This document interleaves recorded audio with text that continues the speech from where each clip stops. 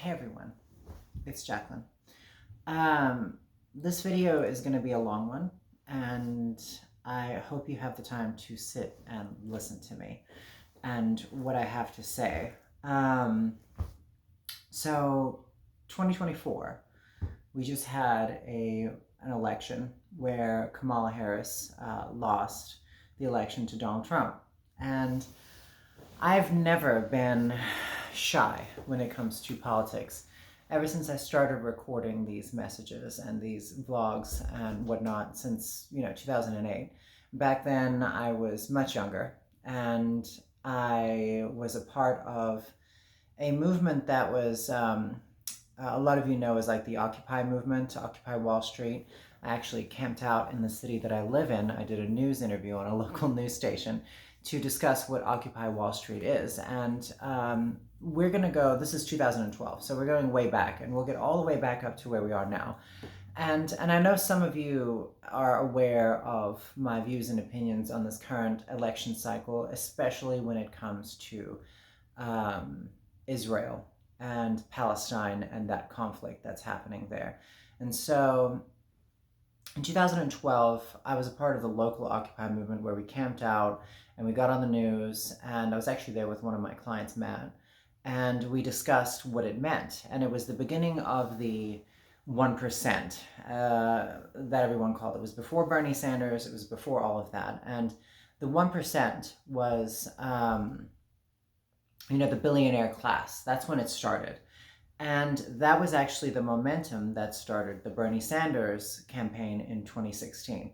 I think he saw that and he assumed that people were tired with the oligarchy and all of that information.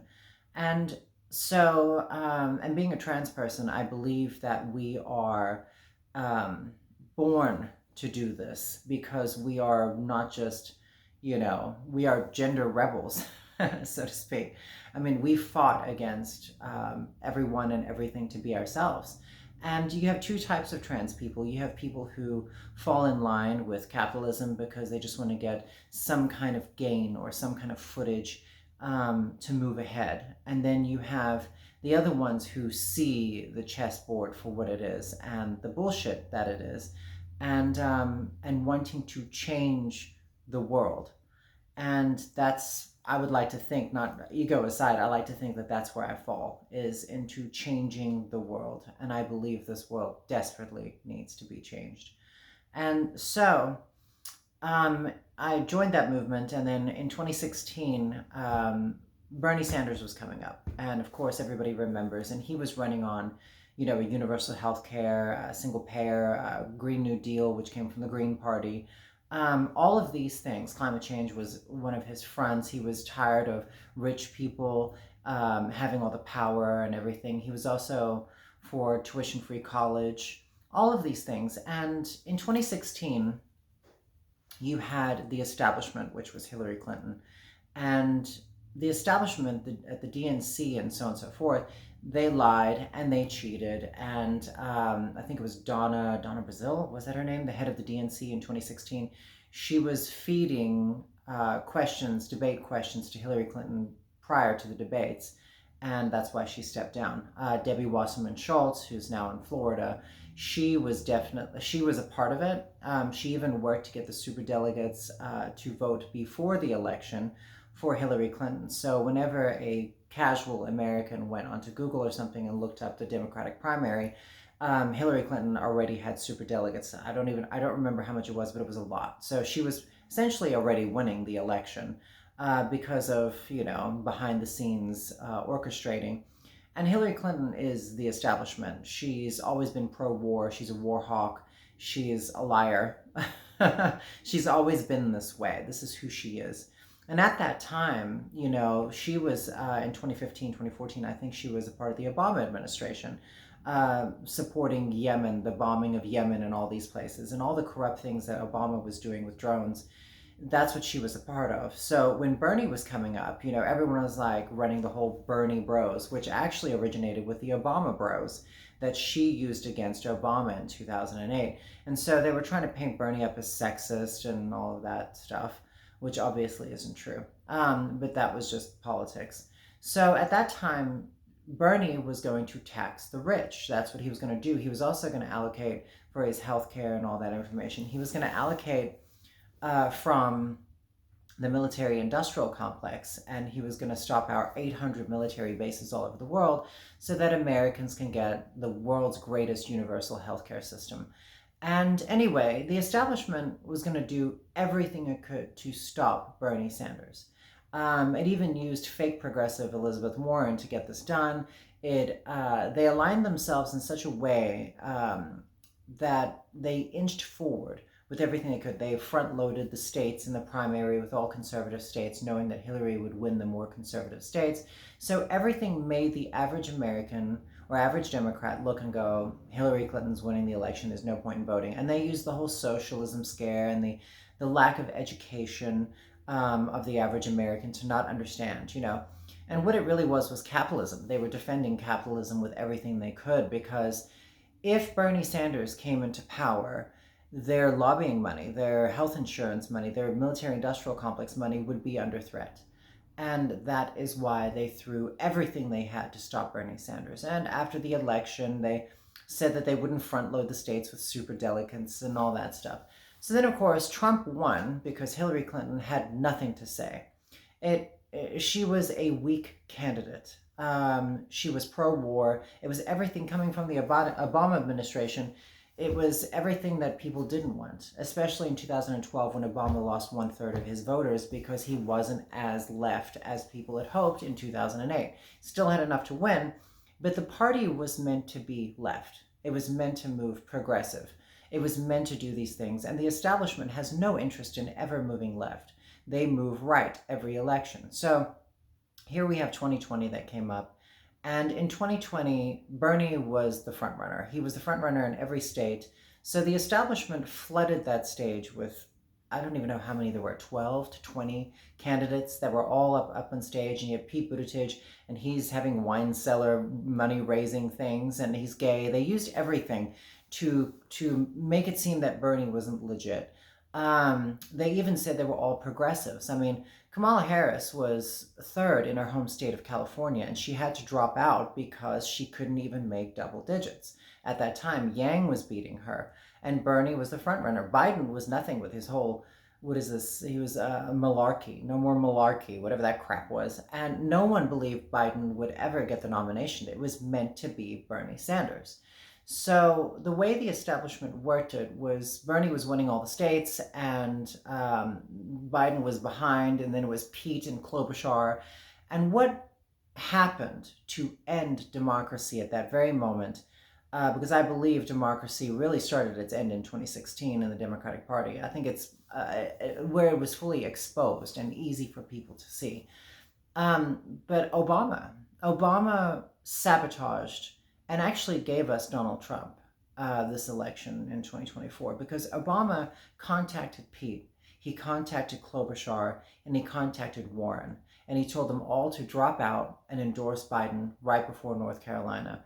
And there was a surge at that time, and that is when the Democratic Party started to crumble and collapse. Then Biden won North Carolina, and that was it. Obama was pushing Bernie to step down, and that was the end of the story. Now, in 2020, the only reason Biden won was because Bernie had the momentum of a progressive, powerful movement, a grassroots movement that none of them had. And it was moving at such a pace and such a momentum that when he pushed it behind Biden, Biden won. He won by 14 million more votes than Kamala Harris did in this election. And so what that means is that Bernie was the driving force to beating Donald Trump in the 2020 election, not Biden. Biden, come on. No one even knows what he did, other than throw us into genocide. So that happened. And I was so pissed about Bernie missing it, and I feel like he's fallen off because he refuses to call the genocide a genocide. He's taken money from Israel lobbies, I think about $82,000. And that's why he refuses to call it a genocide, because he's been funded by these people, just like 98% of Congress and the House and Senate and the White House has been fully funded by AIPAC. Now, for those of you who don't know, AIPAC is the Israeli lobbying group in the United States. It's the most powerful lobbying group, and it's not registered as a foreign government lobbying group. It's insane. So when it comes to this election, everyone knew Biden was chewing the grapes off the wallpaper years ago. They all knew that he was shaking hands of people that didn't exist. They all knew he was wandering around aimlessly in circles and shit like that. He was obviously in a severe mental decline. That is what this was at that time. So we watched that happen. And what did Kamala do for 4 years? No one can tell me a single thing. She's done absolutely nothing.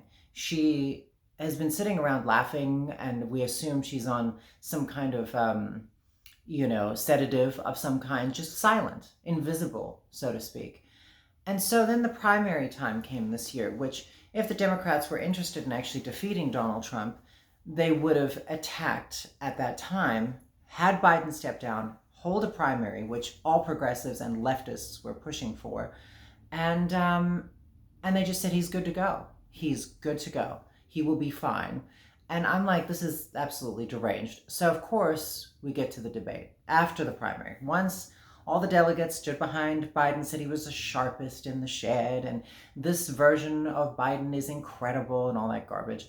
And so what happened was they pushed him on that stage. Now, remember, there are boardrooms of people, legions of people advising these people, billions of dollars at stake, trillions of dollars at stake behind these candidates. The entire lobbying group, all military industrial complex, healthcare, the car industry, all of this is behind these candidates. And they invest in both sides, Republican and Democrat. So they don't lose. They always have an investment somewhere because that's just business.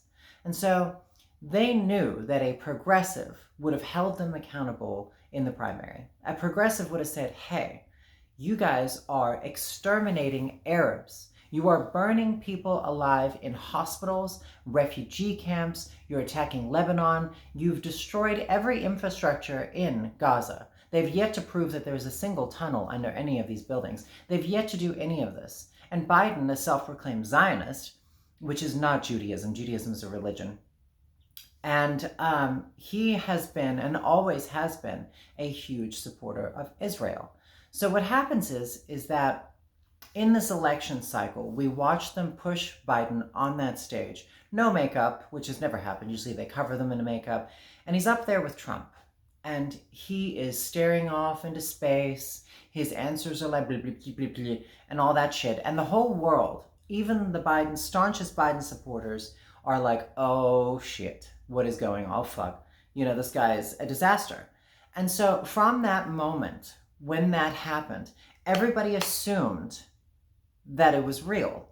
It was real, so to speak. But what happened was, it was deliberate. It was designed to be that way, specifically after the election, the primary.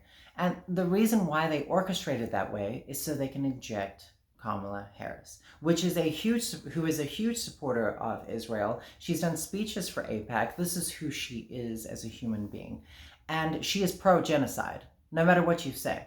And we'll get into the definitions of genocide and what it really means to support it in just a minute. So when it comes to Kamala, she steps in and she does her acceptance speech, of course, for everything. And in that speech, she's talking about the most lethal military in the world, and she's talking about AIPAC and her fond memories of AIPAC. And her VP candidate was talking about how he supports the settlers and the expansion of Israel. So essentially supporting colonialism and war and genocide and everything. And our economy has fully collapsed. Employment rate being higher means nothing when people are still getting paid $7.25 in red states, and they're starving. They can't afford eggs. Inflation, which is just a corporate scam, has been put into place deliberately. All of this is deliberate so that the American people get desperate, and they are like panicking and they don't know what to do.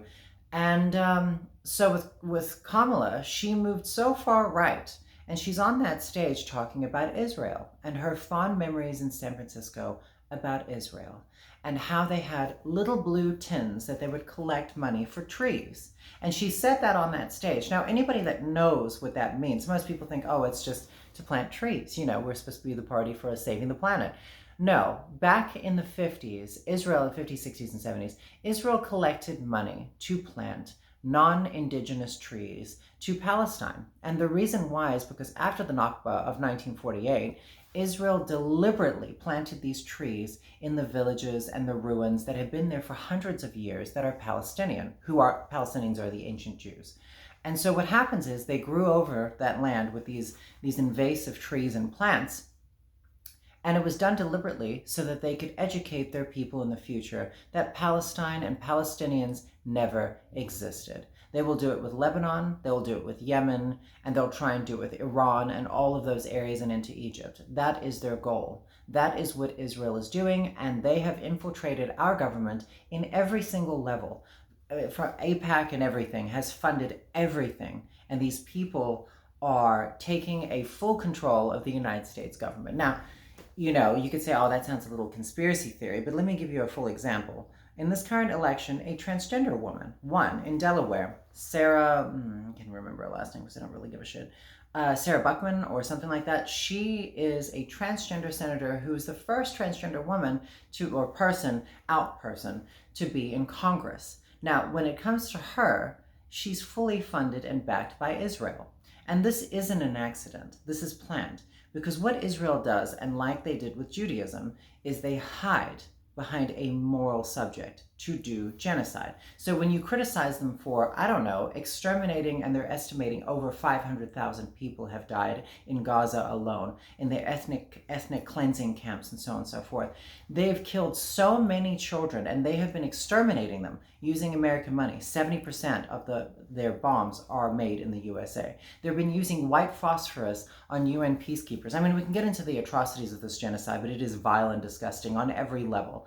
And all of this hinges on the fact that the Biden administration lied about October 7th.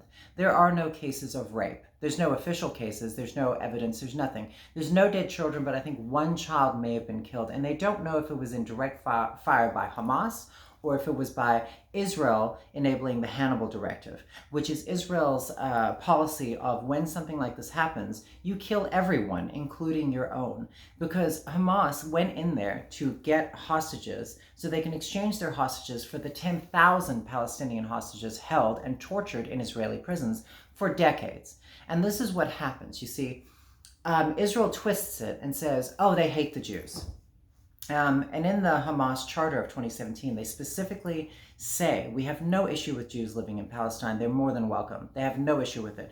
Their issue is Zionism, which is a political, racist ideology that comes from Nazism. It literally comes from Germany. So what happens is that you've got this master race, or God's chosen, or whatever they call themselves these days, and they go in there and they're exterminating the natives so they could expand their religious cult empire. And they've infiltrated the United States government and every major government in the world to do this. So they send themselves weapons, they launder that money into their system, they get universal health care, universal housing, all of this. And Biden is one of these people. And so is Kamala. So now when it comes to genocide, and you discuss this, what I was going to say is that they put trans people and minorities in Congress deliberately because they get to use it as a shield. So when people criticize Sarah for sending Israel weapons, which is probably their plan in the future for funding all of Congress, and in this election they got 300 seats.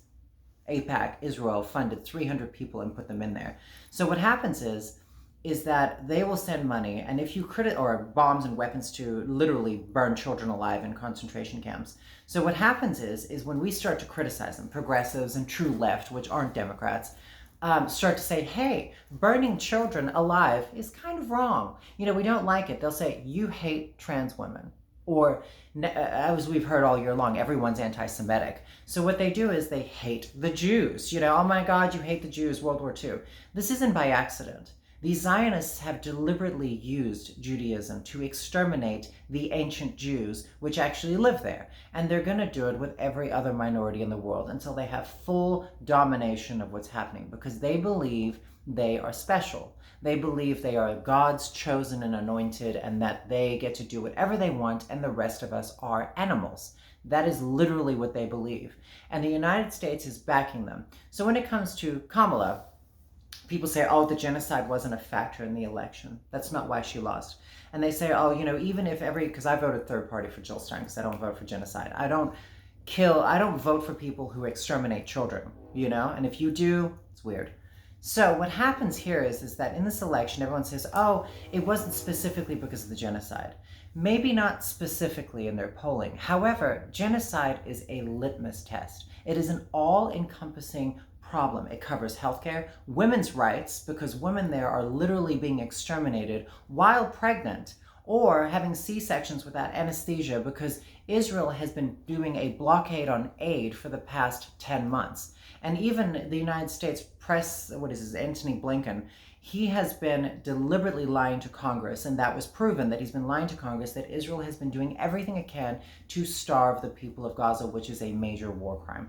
So what's happening is that all of these issues, climate change, women's rights, LGBTQ rights, because Palestinians are also LGBTQ. There's even a gay bar in the West Bank. A lot of people don't know that. And it hasn't been attacked. It hasn't been bombed. And no one gets thrown off the roof other than Palestinians by IDF soldiers. And there's video proof of them literally throwing off people off rooftops in Gaza. Every accusation is confession when it comes to Israel. They're the only ones proven to rape. And when it comes to that situation, so okay, we got women's rights, we've got climate change. Climate scientists have pointed out that the problem in Gaza has pushed us back 20, 30 years in climate damage because of the weapons and bombs. Not to mention the construction of these weapons and bombs in the United States, which is where they're coming from. So the manufacturing alone is a disaster for climate change. And then you've got healthcare. Where do you think your healthcare money is going? Where do you think the single-payer healthcare that we should have had has gone? Where do you think your trans healthcare has gone? It has gone to blow up and burn people in refugee camps. That's where it is. That is literally where it is. So when it comes to this, and I'm getting heated because I think everyone is insane for not seeing the shit. It's crazy.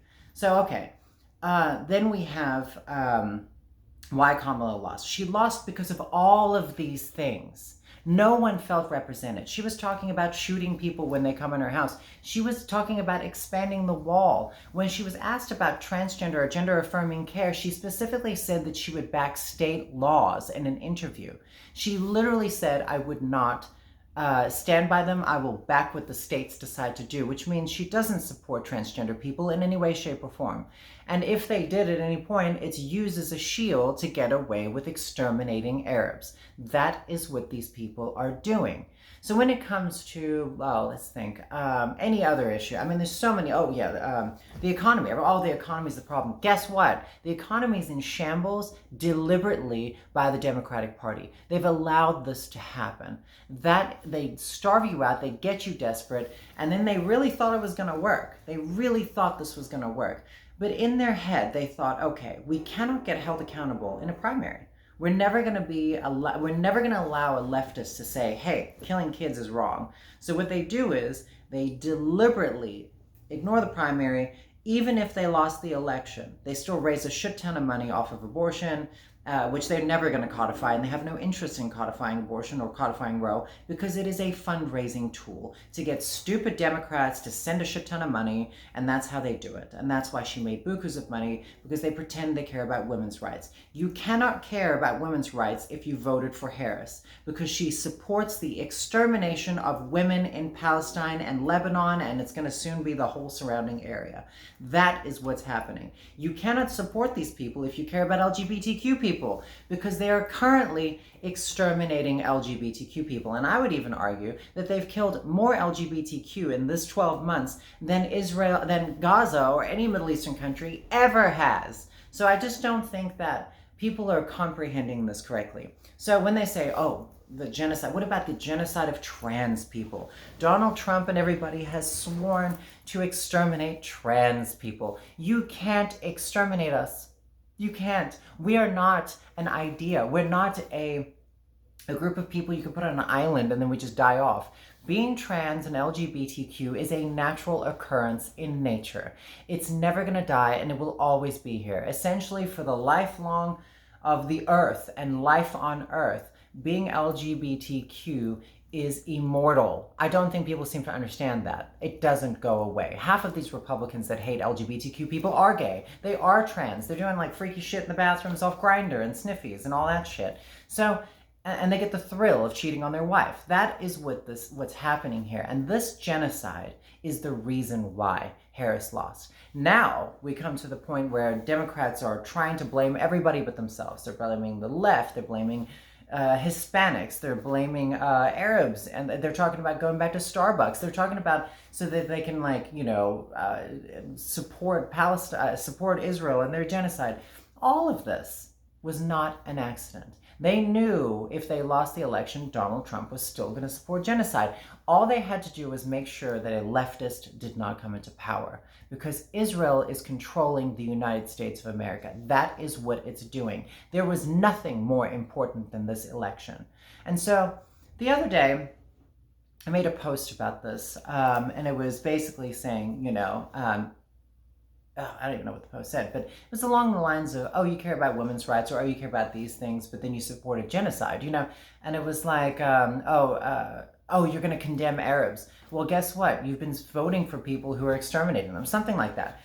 And an individual came in and literally started going off on me about how I've done nothing for Palestinians. And now I don't want to get into a sob story about my life, because genocide is more important than me.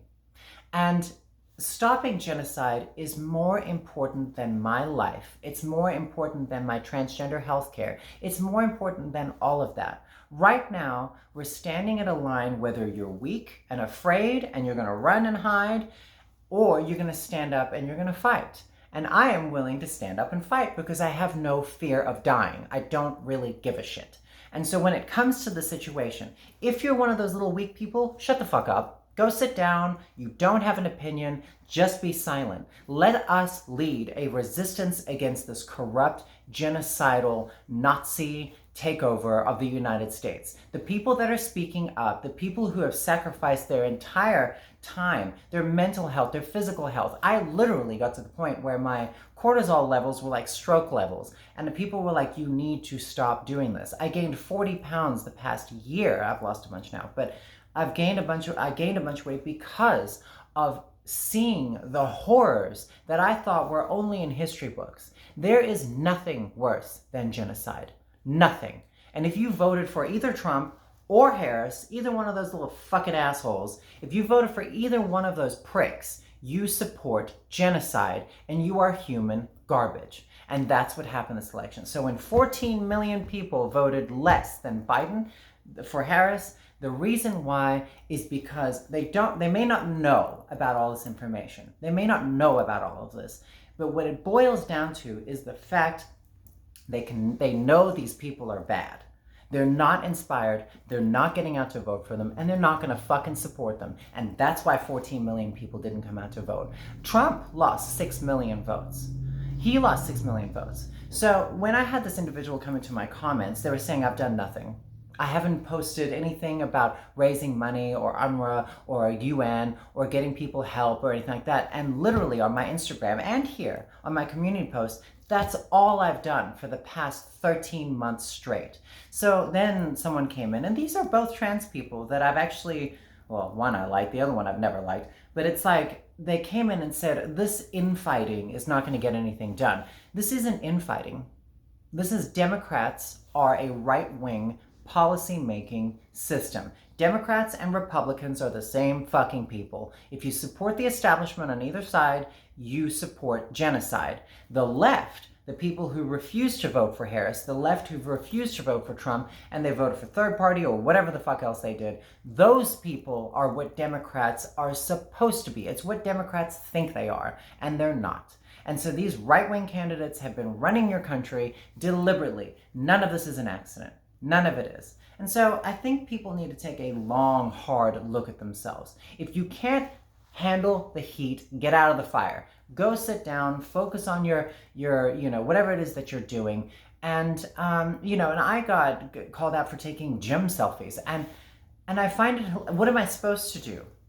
not live my life at all? Am I supposed to be an absolute miserable mess? I almost got sick and fucking suicidal and all sorts of shit because of the crap I was seeing the Democratic Party do in the past 13 months. And what am I supposed to do? Commit suicide? What? I mean, what the fuck? You know? And I just feel like everyone around me has lost their fucking mind with their war crimes and their heartlessness, their selfishness, this capitalistic system that has ruined everything. And if you don't see this and you don't know about it, you're just ignorant.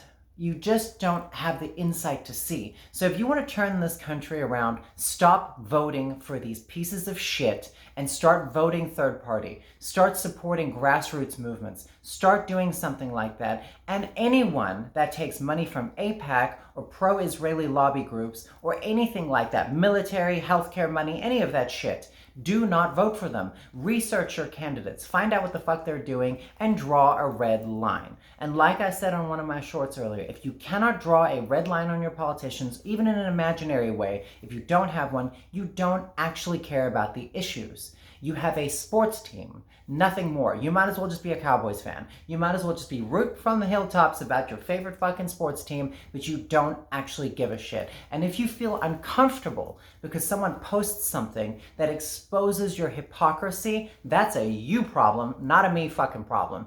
If I read something and it offends me, I like to think about it and go, wow, interesting. Maybe I should do some self-reflection and work on that, and then I come to the fucking conclusion.